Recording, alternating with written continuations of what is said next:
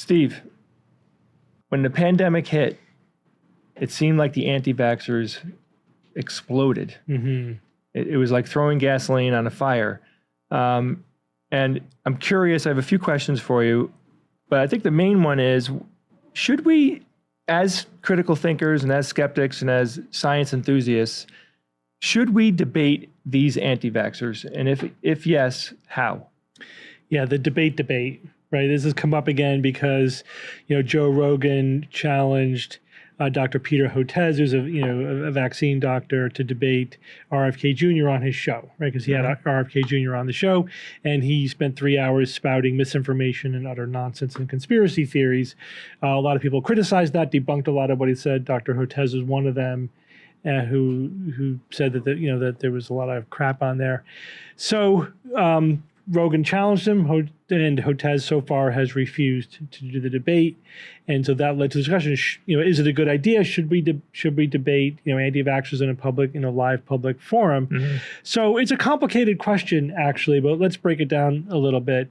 So one is the question of just should you debate at all? Mm-hmm. What are the strengths and weaknesses, the potential benefits and risks of debating pseudoscientists or conspiracy cranks or whatever in a live forum? So the potential upside is that you can expose their pseudoscience, you can expose the audience to scientific information and to the counter arguments.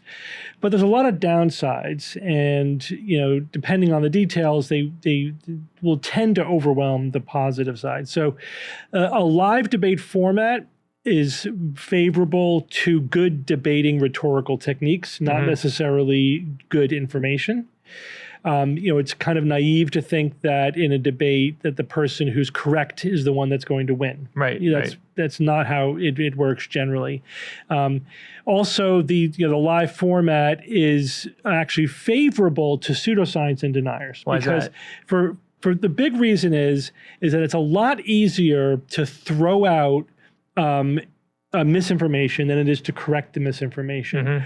And conspiracy theorists have a much easier time generating, mystery, generating sinister sounding things. And then you're like, all right, wait a minute, I have to put that into context and explain to you what that was really all about. So you can this is where the Gish Gallop comes from. Like Duane Gish, who was a creationist, made a career debating evolutionary biologists, and he did it because it was very favorable to him, and he sort of honed this technique of just throwing out tons of misconceptions, things that sort of halfway sound right, and then the scientists could never have enough time to correct even a small fraction of them. And the audience is left with the impression, well, there's something wrong with the theory of evolution because this guy couldn't answer all the questions that were raised. Right. The same thing, RFK Jr. could throw out a lot of sinister sounding factoids and to make it seem like there's something going on, and we need to be more skeptical, and we need to question this, and we really can't trust what's going on. And it would take a long time to say, all right, wait a minute, let's give the background story here, let's give the context, both historically, scientifically, from a regulatory point of view, from a government point of view. There's no way you're going to be able to give the background necessary, and so the audience will be left with, well, something's got to be going on. Yeah, it's just a lot easier to create a sinister question, a narrative, than it is to give all the many reasons why it's not true or not compelling. Like if you listed, as an example, out everything that an anti-vaxxer would say in an hour debate, here's all the statements that they make. It could take a dozen hours to actually explain the backstory and get into all the details. Or longer. Yeah, even longer. Yeah, and they do a lot of jacking off, right? The just asking questions. How long does it take to ask a question?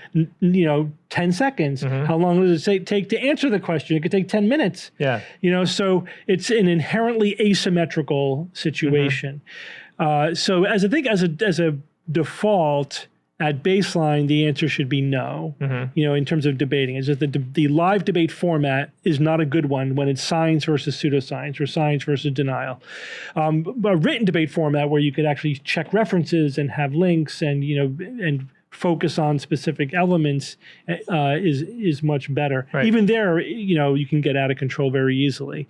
The other negative aspect is that when you put solid science up against pseudoscience, you immediately elevate the pseudoscience to the level of the science. Because now the audience feels like this is something to be debated. This is a worthwhile discussion. This is a question. So again, right out of the gate, the pseudoscientist wins. Right. Like before you just even because say, the conversation just because it's happening, absolutely. Yeah. And now pseudoscientists will use this, and RFK is doing this, and Joe Rogan is doing this. They'll use the debate as a tactic, because if you challenge a scientist to a debate, either they'll say yes, in which case you elevate yourself to a respectable, let's just have a respectable debate. Well, you don't deserve respect, so no.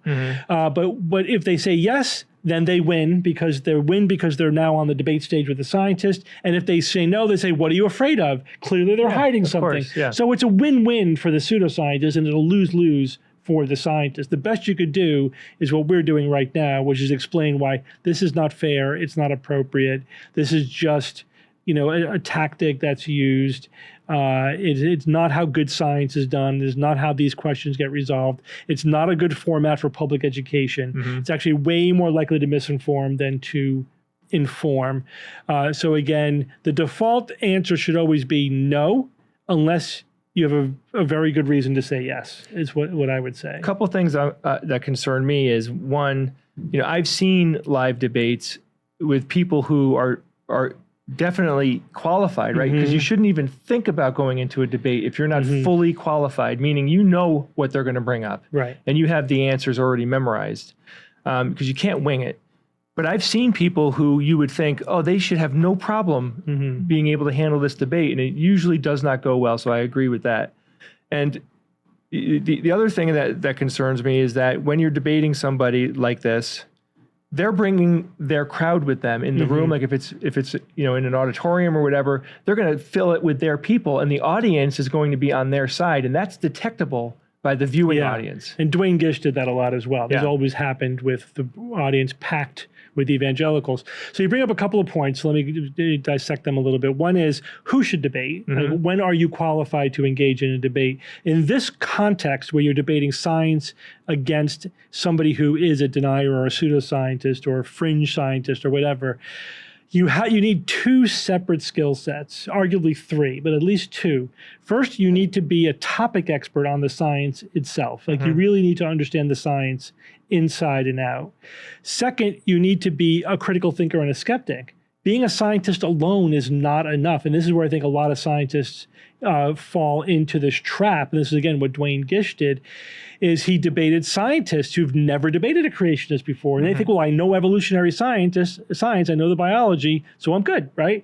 And then they ended up confronting rhetorical devices and claims that they never encountered before. They didn't know how to handle it.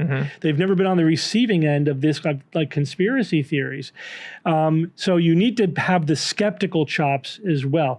If you're just a skeptic, that doesn't work either, because then you don't know the technical, knowledge, and you will, you'll probably be winging it mostly. Yeah. And just generic critical thinking science, knowledge is not enough. You need to have both topic expertise and skeptical, critical thinking expertise, knowledge of pseudoscience, knowledge of the kinds of arguments that they make, why they're wrong. You need to have both of those. And that's very few people on any topic. That's right. And on top of that, it would also help if you actually have been in debates before. That's the third thing. Debater. That's the third thing I alluded to. Having some debating chops is also very helpful. You need to be comfortable being in front of a live audience, et cetera. So again, having said all of this, I have debated on these topics live. I actually debated an anti-vaxxer at one point as well. And so I think it can work depending on the venue, and then depending on the individual. And you have to have this at your fingertips. But also the format, not just the venue, but the format is important. Is it open-ended? Or are you going to have a controlled discussion where there's going to be a set amount of time to make a point and a counterpoint, and are you going to have the time to address in detail any points that the other side brings up, or is it just going to be a free-for-all? Right. Meaning, are you saying like we're only going to discuss these two questions? So you have to frame the discussion in a controllable way, because one of the rhetorical devices that the pseudoscientists use, and a lot of people use this, but this is what comes up very often, is they just constantly change their claim. So they'll say one thing, and if you address it, they just morph it into something else, and they just keep sort of going around in circles. So you never really can nail. They never really answer your debunking of their position. They just migrate to something else.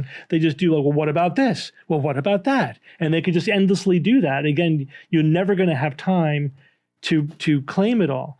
So, and like in this case, and again, I've seen, RFK Jr., I've read a lot of what he's written, I've seen him speak, and he does this thing where he's just throwing out these conspiracy theories, and no matter what you say, no matter how many facts you bring to bear, he always has this position that he could retreat to, where he just says, well, we just don't have enough information, and we just need, you're just trying to say, I'm just trying to get the vaccine safer, and shouldn't we do that?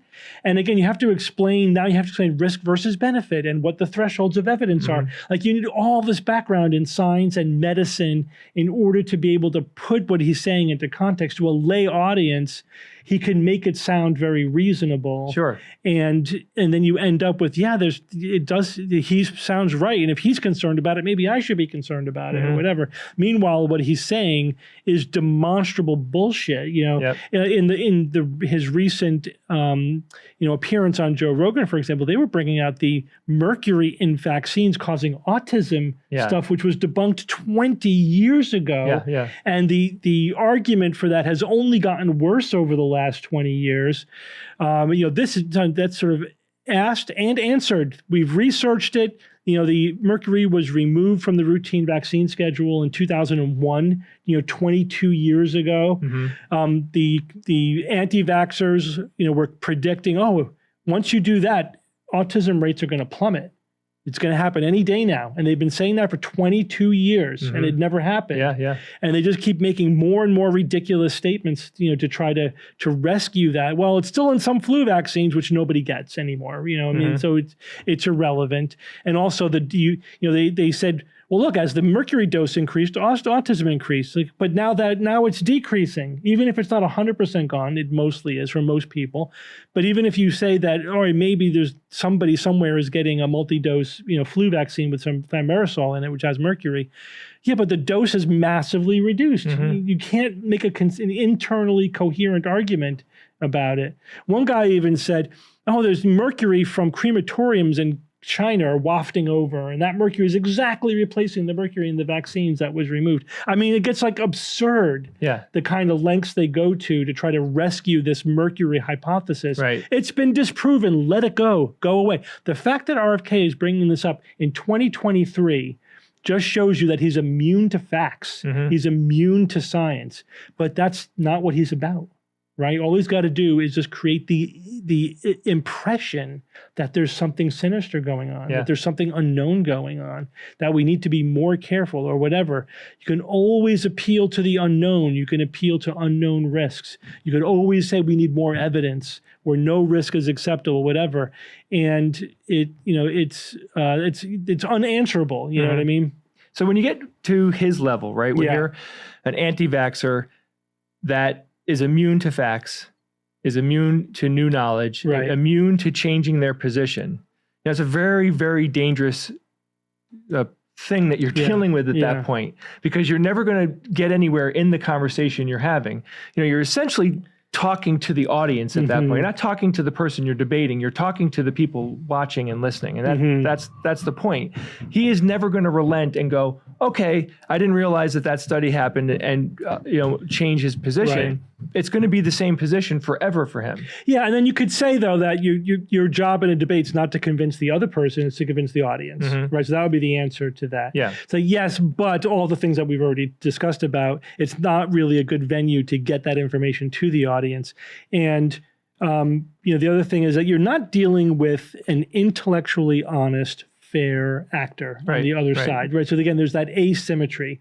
When one person's willing to lie and is willing to throw out things that are not strictly logical or that are not true, that have already been previously debunked, but they're repeating them anyway, that creates an asymmetry in the discussion.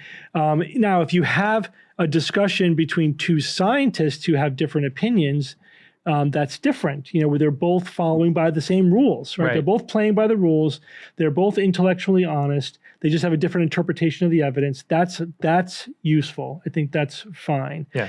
Otherwise, if it's the scientist skeptic versus the pseudoscientist, the best you could hope to do is to, if there anyone open-minded out there, is sort of expose the deceptive tactics that the other side is using. But anything short of a knockdown punch for the scientific side, you're going to lose the debate. Right. So it really is kind of a lose-lose. Yeah.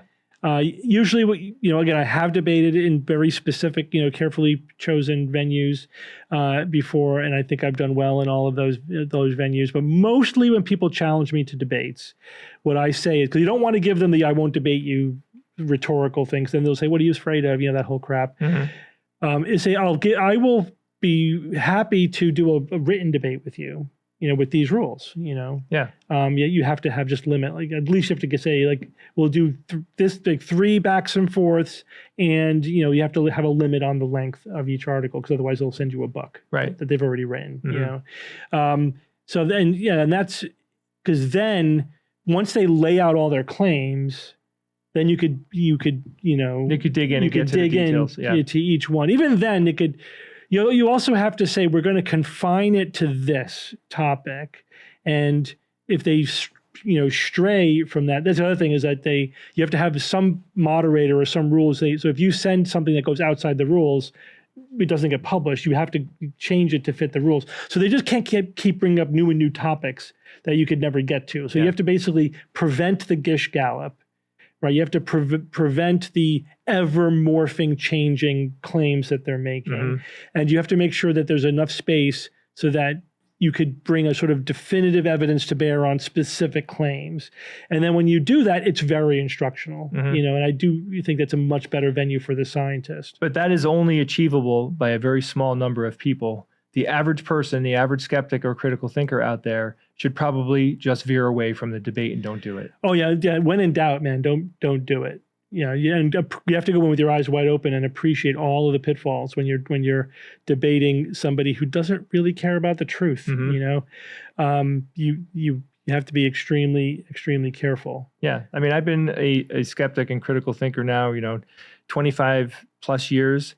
And I would never engage in a debate. I'll argue with people on social media, which is different. I mean, I like that. Again, you said to write it down. I like being able to write it down and take my time and really think about what my response is going to be. Not only that, the one thing I like about debating on social media is you see when people morph their claim, you could refer back, to their, well, didn't you say this other thing just 3, entries ago or comments ago? So there's a written record of the exchange, and you could see how they try to play that game, how to morph what it is that they're saying.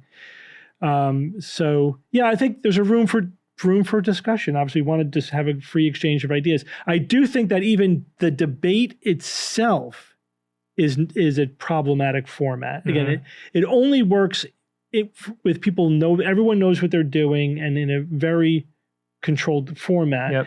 But rather than a debate, and that shouldn't be the default that you go to, how about just having a discussion where you're not trying to win, you're both trying to get to the truth. That is a much better format than trying to win. This isn't necessarily a courtroom. But in the end, your final advice for the average, because most of the people that are listening to this, that are going to digest this information, are not at your level, right?